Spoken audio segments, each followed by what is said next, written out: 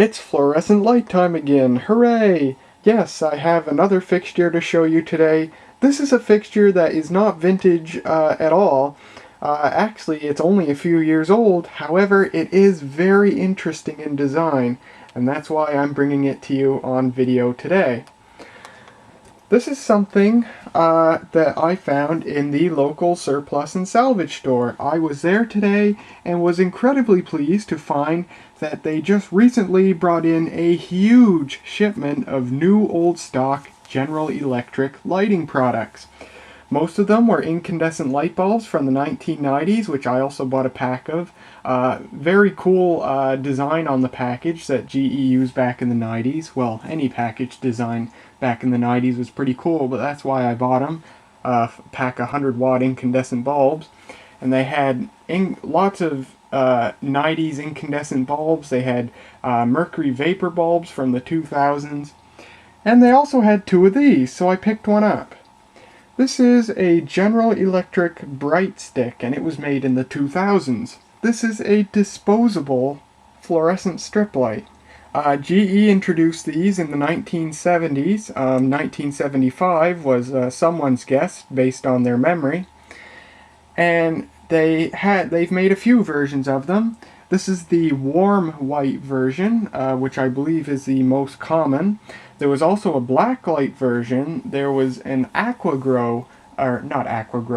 grow version. So yes, this is a disposable fluorescent strip light. Well, what do I mean by disposable? First of all, these are incredibly cheap. You could buy these for about 15 bucks. I paid $8 for this.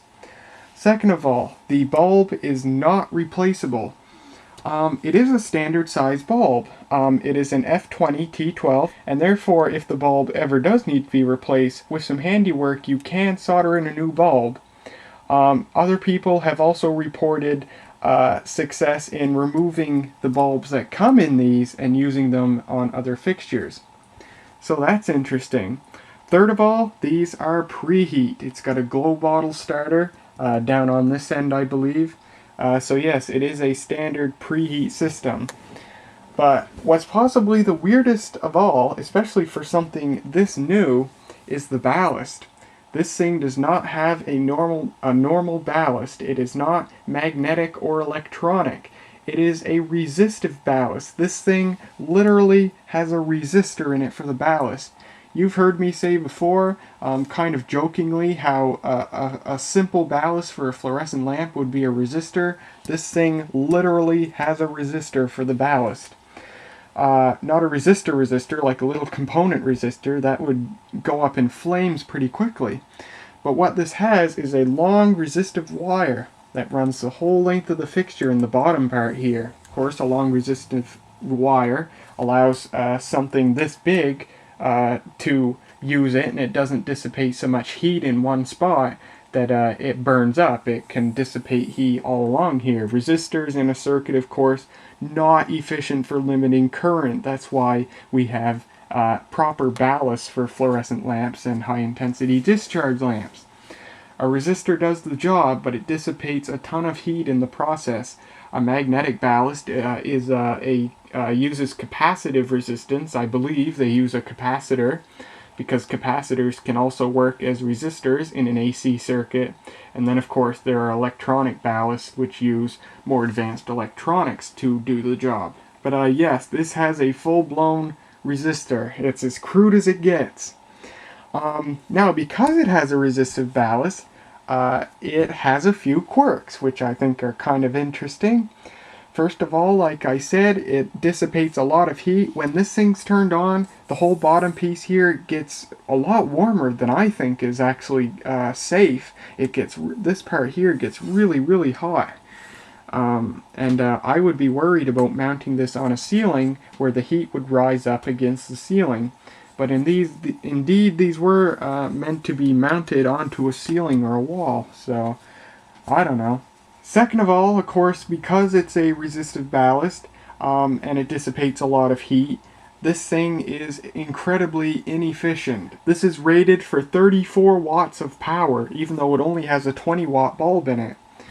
So yes, that's quite interesting. So 14 watts of power going into this thing is just dissipated as heat. And another thing is, a resistive ballast, I don't know the significance of it or how it works, but a resistive ballast has what is called a very high current crest. I have no clue what that means, but functionally what it means is the bulb does not last as long. Even if it's getting the proper amount of power, just the way a resistive ballast works, the bulb does not last as long. This has about 7,500 hours. Oh, and also, the bulb doesn't even put out 20 watts worth of light. A proper F20T12WW is rated for, I think, 1100 lumens. This puts out only 725, which is about what an F17T8 puts out. So, all because of a resistive ballast, you have a 20 watt bulb that uses 34 watts of power to put out 17 watts worth of light. Fun. But because it's a resistive ballast, of course, that means you have a very high power factor, very close to 1.0. So you can take this into a commercial workplace and plug it in and use it, and you don't have to be worried about being charged by the electric company for having a very low power factor. Of course, electronic ballasts do the same thing, and they do make high power factor magnetic ballasts as well. My F30T12 strip light has one. But anyway, that's outside the scope of this video, and I don't even have a full understanding of power factor. And of course the bulb has no marking on it whatsoever. The color temperature is 3,450 Kelvin, which is not warm white, which I don't know why they call this a warm white Bright Stik. Warm white is 3,000 Kelvin and below. 3,500 Kelvin is what's called white, so I would think actually it's also called soft white, so I would think from even a marketing perspective it would have made more sense to call this a soft white Bright Stik, because soft white is the color of, well, soft white incandescent light bulbs. This is the color of fluorescent lamp that best emulates incandescent light bulbs. And it also has a color rendering index of only 56, which is quite low. But I looked at other warm white bulbs and they were that low as well. I was quite surprised. I didn't know warm white was that low. I thought it was better than cool white. Cool white's usually around the 60s. But anyway, the fact that this uses a resistive ballast is quite interesting because other than these, resistive ballasts haven't been used since like the 1940s. So that's quite interesting, and I'm kind of surprised that something like this is even allowed to be made these days, but I guess as long as you make it safe, that's all that matters. So, let's take a physical look at it. Not much to see here. All this is the bulb. There's no plastic. I thought this was a plastic shielding at first, but it's actually the bulb itself. So that's quite interesting.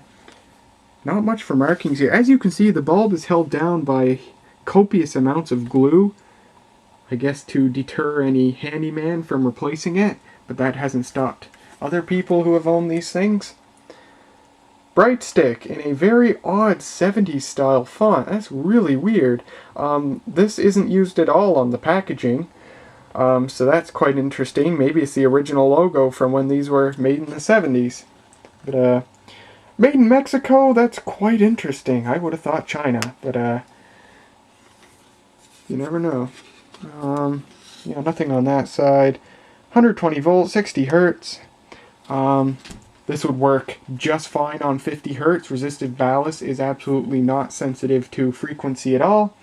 I could probably put this thing on 120 volts and 4 kilohertz, and it would probably work just fine. Cord plugs into it, detachable cord, and then on the cord is one of the worst rotary switches I've ever used. Amazingly, it's licensed by the Underwriters Laboratory.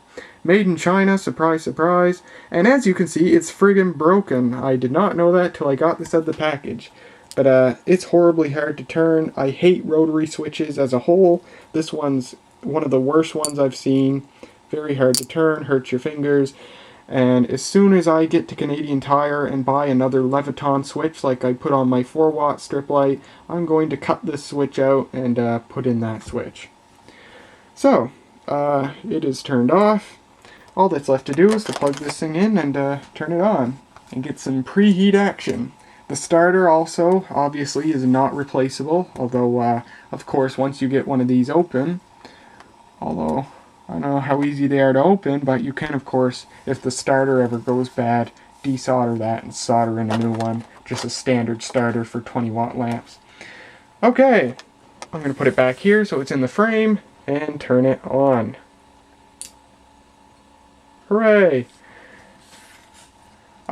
Yes, it works quite well actually. Because it's a resistive ballast, there is no hum.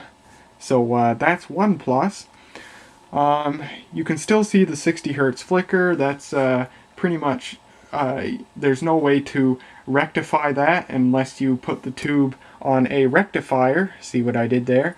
So it runs on DC. Of course that would destroy it pretty quickly because then one side would burn out and all the mercury would migrate towards one side. Or use a electronic ballast, which of course then the flicker is at a much higher frequency. Instead of 60 Hz it would be a few kilohertz, I believe. Not much to say other than that. I mean, it works good. I like that it's preheat, so that alleviates the problem of a tube not lasting very long because it's on instant start. But of course this bulb hasn't been rated to last very long anyway because I assume of the resistive ballast. Also, there are some spots on the bulb that have some screw-ups in the phosphor application where some of the phosphor has been misapplied. So I have a theory that GE sourced their bulbs from these just from the same factory that makes their retail F20T12 bulbs, just ones that didn't make the cut, that weren't good enough in testing to be put to market. They just said, hey, let's stick them in these cheap Bright Stiks, and there you go, a use for the bulbs that don't pass quality testing. It's nothing uncommon to see a manufacturer do that if they make something that they have a lot that don't meet quality expectations. They just use it for something else and make it really cheap. So yes, it's quite possibly that all the bulbs used in these were simply bulbs that didn't make the cut for the retail market. So yes, I will turn it on and off a couple times. The rotary switch is very slow to operate, as you can tell. So yeah, the F20T12, just a random fact, is the largest bulb that can be operated on straight 120 volts. Any longer than that and you need a ballast that steps up the voltage. If you live in 240 volt land, I believe you can go up to the F40T12 and run it straight from 240 volts.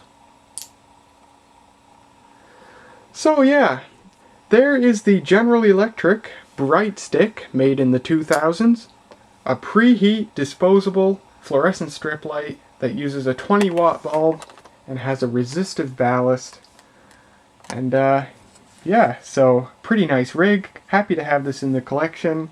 I have a special plan for this. What I'd like to do, although I'm reconsidering it after finding out how hot this piece is, I would like to screw this into my ceiling, buy one of those Edison sockets that adapt it into a regular plug, and screw that into my ceiling light, and have this plugged into that, so then I can use this as my ceiling light and just operate it by the switch. I may or may not do that. It depends on how comfortable I feel knowing how much heat the ballast makes, because it is quite a bit. There are some places where it's too hot to the touch. If you keep your hand on it, you'll burn yourself. But anyway, there it is. GE Warm White Bright Stik from the 2000s. I hope you guys enjoyed this video, and I'll see you guys next time.